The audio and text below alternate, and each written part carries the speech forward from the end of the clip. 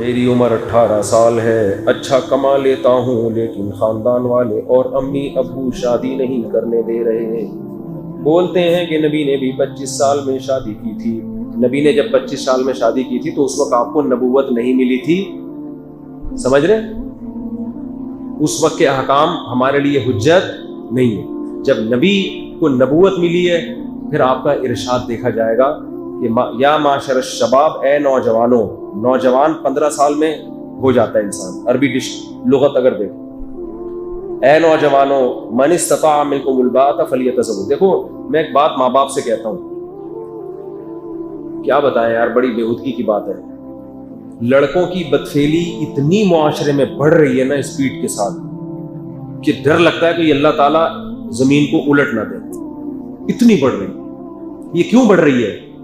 ماں باپ اپنے بچوں کی جلدی شادی نہیں کرتے، اور اس کی بھی وجہ یہی ہے کہ وہ بچوں کے ساتھ حسن سلوک میں ان پہ خرچ کرنے کو داخل کرتے ہی نہیں ہے۔ بھائی ماں باپ پر بھی تو لازم ہے بچے کے ساتھ اچھا سلوک کریں، تو بھائی تنخواہ کم ہے تو کچھ ابا تعاون کر دیں کہ یار میری بھی تو بہو ہوگی وہ جو آئے گی، لیکن ابا وہی پیسہ نکالنے کے لیے تیار نہیں ہے کہ بہو گھر میں 2 روٹی زیادہ کھائے گی تو میرے خرچے پہ کیوں کھائے، بیوی اس کی کھا کس کے خرچے پہ رہی ہے، میرے۔ یہ بھی ابا میں بخل ہے، کنجوسی ہے۔ بھائی بیوی اس کی ہے، بہو بھی تو ہے آپ کی، اور یہ بیٹا کس کا ہے؟ یہ محلے والوں سے لیا تھا آپ نے، جیسے وہ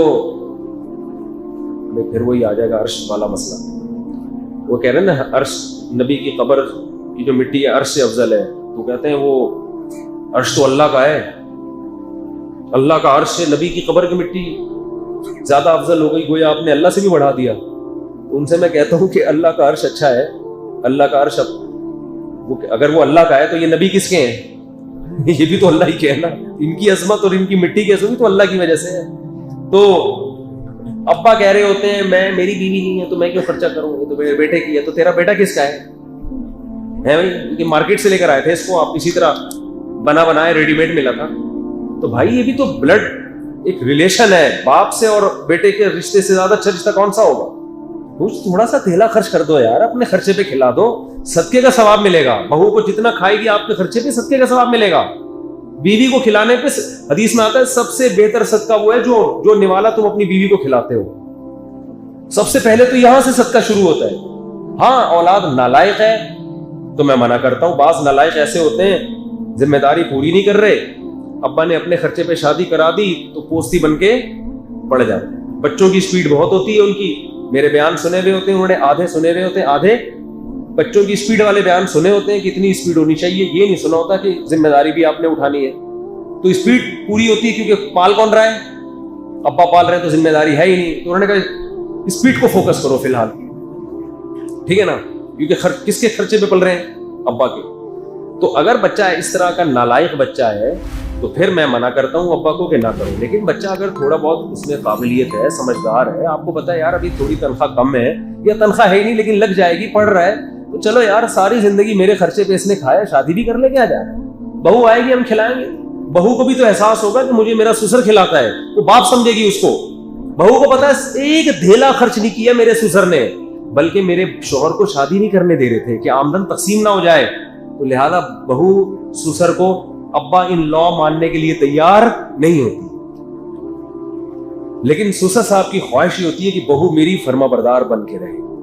وہی مثال آ جائے گی، ساس مشورے دے رہی ہیں اپنے داماد کو کہ بچوں کو بیکن ہاؤس سٹی اسکول میں پڑھاؤ، داماد کہہ رہے ہیں میرے پاس پیسے نہیں ہیں، کہہ رہے ہو نہ ہو آپ نے پڑھانا پڑے گا، داماد کہہ رہے ہیں آپ ایسے مشورے کیوں دے رہی ہیں جو میری استطاعت سے باہر ہیں، ساس کہہ رہی ہے ہماری بھی تو اولاد ہے، داماد یہاں کے کیا ہو جاتا ہے خاموش۔ میں داماد کو کہتا ہوں یہاں سے بات شروع ہو رہی ہے، جب ساس کہا کریں ہماری بھی اولاد ہے تو بولے بالکل ہے، لہٰذا آدھے پیسے کون دے گا اب اس کی فیس کے؟ آپ دیں گے کیونکہ آپ کی بھی کیا ہے یہ اولاد، تو خالی پیلی کی اولادیں تھوڑی ہوتی ہیں۔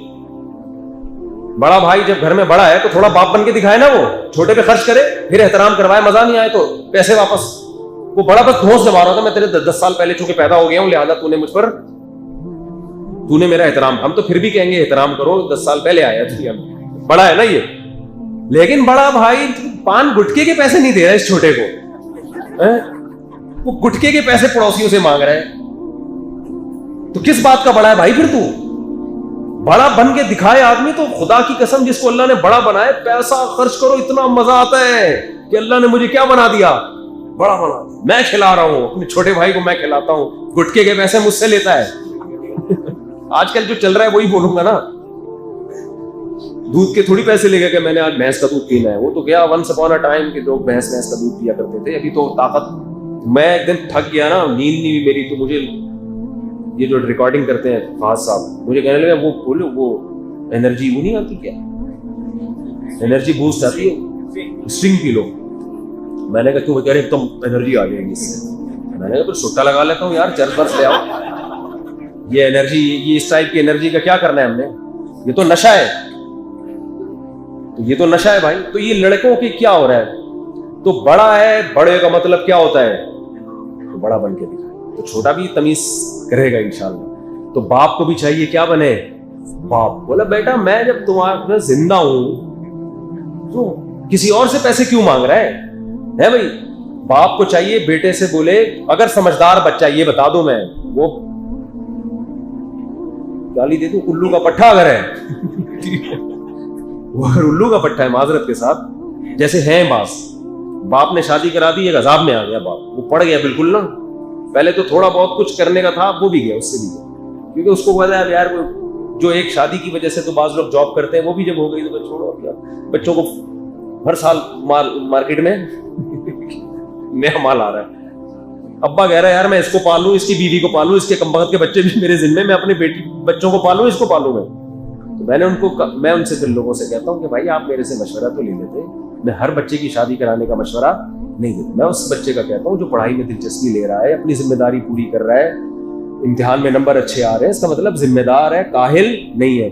तो बाप का यार जहां इतना अरसा खिलाया है, बेटा तेरी शादी किसके जिम्मे है? मेरे जिम्मे। साहबा तो ऐसे ही करते थे। अब्दुल्ला बिन अब्बास के बेटे जवान हुए, 3 बेटे, तीनों को बुलाया, देखो जिना मत करना, बुराई की तरफ मत जाना, जिसने शादी करनी हो मुझे बताए, मैं कराऊंगा उसकी शादी। महर वहर पहले बहुत हुआ करता था ना, मैं दूंगा सारा खर्चा। तो इसलिए वो लोग बुराइयों से क्या थे? महफूज। अब माँ बाप नहीं करा रहे, क्योंकि माँ बाप चाहते हैं हमारी आमदन बहू की जेब में ना चली जाए। छोड़ो यार, तुमने खिलाया पिलाया, अल्लाह ने औलाद को इतना बड़ा औलाद पर तुम्हारा हक रख दिया है, वो औलाद के जिम्मे है कि तुम्हें पाले, वो आमदन हो ना हो तुम्हें पालेगा, तुम तो अपनी जिम्मेदारियां पूरी करो। तो माँ बाप अगर बच्चों की शादी टाइम पे नहीं कराते, मेरे भाई इससे बहुत बड़ी बड़ी बुराइयां जन्म ले रही हैं। लड़कों से बदफेली का मरज बहुत ज्यादा बढ़ता जा रहा है, और उसकी बड़ी वजह यही है कि बरवक्त निकाह नहीं होता। बरवक्त निकाह हो जाए, इंसान को उल्टी आती है, ये तसव्वुर करते कि ये कोई इंसान के करने का काम है, ये तो गधे भी नहीं करते, जानवर भी नहीं करते ये काम के नर का नर से ताल्लुक हो, मेल का मेल से, ये जानवर ये काम नहीं करते। तो इतना गंदा अमल है ये। बाप से रिलेशन भी मजबूत नहीं होगा, और दिल अगर बड़ा रख लिया, बच्चे को कह दिया बेटा तेरा बाप जिंदा है ना, तेरा बाप है तो क्यों नहीं, फिर देखो आपकी आमदन बढ़ेगी इंशाअल्लाह।